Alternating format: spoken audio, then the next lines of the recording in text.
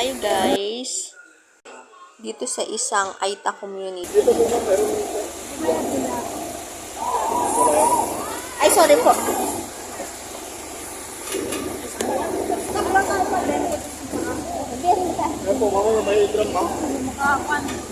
Awa ka, Sophie. Tayo'y makikisiol saglit. 5 minutes now. 8. Ito yung isang Aita community dito sa Botolan. Ito yung mga ginagawa nilang nipahat or bahay kubo. Hi. Sige, ikaw mamaya. Sa kubo. Magpipicture daw muna siya sa kanilang bahay kubo.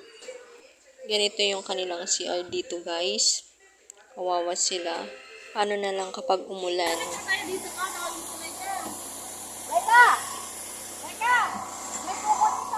Artista! Nagpapait si Biagyo. Ay, vlog ka. Ibig ako mga wala yung cellphone ko na dito. Sabi makahiyat ko niyo. Ay, na nagtutungin ko na ako. Nagsasangkot na kita piling artista.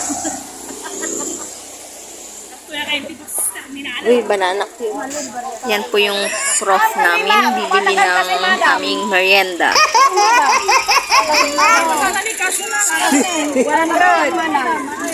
Guys, para hindi tayo maabutan ng sobrang init.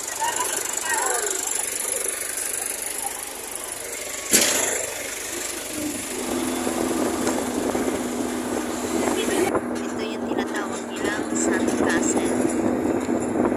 Yung mga nandyan sa may bandang side, mga sand yan.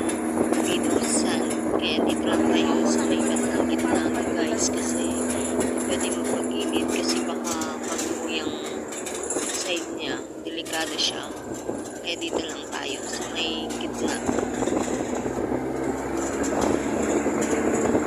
Pumutok yung Mount Pinatubo. Ganito yung nangyari. Ito yung pagkakaform ng sand.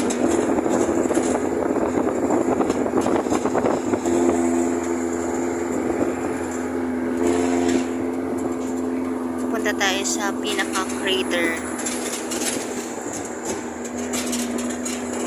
Kaya pag pumunta dito guys, dapat maaga pa lang. Kailangan nang umalis.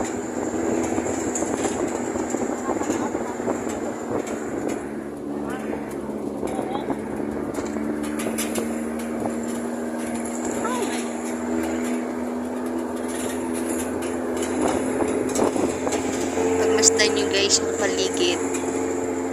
Yan, puro sand yan. Yan yung tinatawag nilang sand castle.